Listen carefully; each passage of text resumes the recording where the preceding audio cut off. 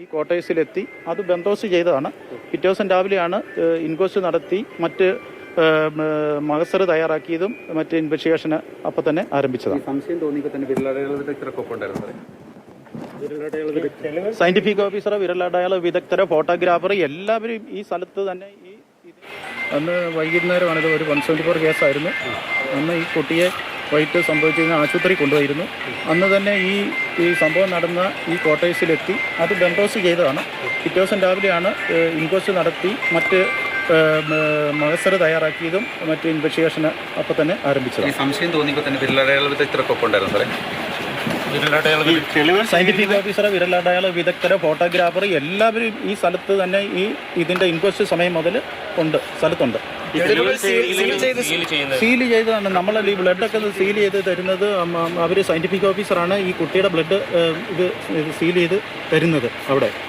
പിന്നെ ഈ place of ഒക്കറൻസിൽ വേറെ ബ്ലഡൊന്നും ഇല്ലായിരുന്നു. അത് അവിടെ നിന്ന് പോലീസിനെ അവിടെ നിന്ന് സീൽ ചെയ്തെടുക്കേണ്ട. കുട്ടിയുടെ ബ്ലഡെല്ലാം എടുത്ത് തന്നത് സയന്റിഫിക് ഓഫീസറാണ്. അവർ തന്നെ സീൽ ചെയ്ത് നമുക്ക് പാക്ക് ചെയ്ത് തരിക ചെയ്തു.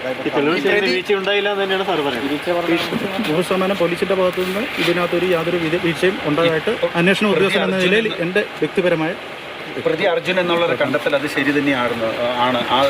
100% എൻ്റെ അന്വേഷണത്തിൽ പ്രതി അത് തന്നെയാണ്. അന്വേഷണ ഉദ്യോഗസ്ഥനായ ടി സുനിൽകുമാറിന്റെ പ്രതികരണമാണ് കേട്ടത്. 100%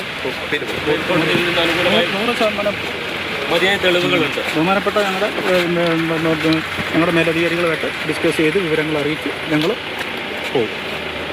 ഒരു കനത്ത ഒരു ബുദ്ധിമുട്ടുള്ളൊരു കാര്യമായിരുന്നു. 100% പ്രതി അർജുൻ തന്നെയാണ്. പോലീസിന്റെ അന്വേഷണത്തിൽ യാതൊരു പ്രശ്നങ്ങളും വീഴ്ചകളും ഉണ്ടായിട്ടില്ല എന്നാണ് ടി സുനിൽകുമാർ. അദ്ദേഹമാണ് അന്വേഷണ ഉദ്യോഗസ്ഥൻ. അദ്ദേഹം പ്രതികരിച്ചത്.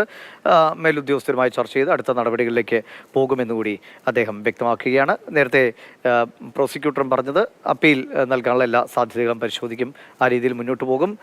ഇയാൾ തന്നെയാണ് പ്രതി എന്ന കാര്യത്തിലാണ് പ്രോസിക്യൂട്ടറും ഉറച്ചു നിൽക്കുന്നത്. പോലീസും അന്വേഷണ സംഘവും അത് തന്നെയാണ്. ഒരു വീഴ്ചകളും അന്വേഷണത്തിൽ ഉണ്ടായിട്ടില്ല എന്ന് വ്യക്തമാക്കുകയാണ് പോലീസ്.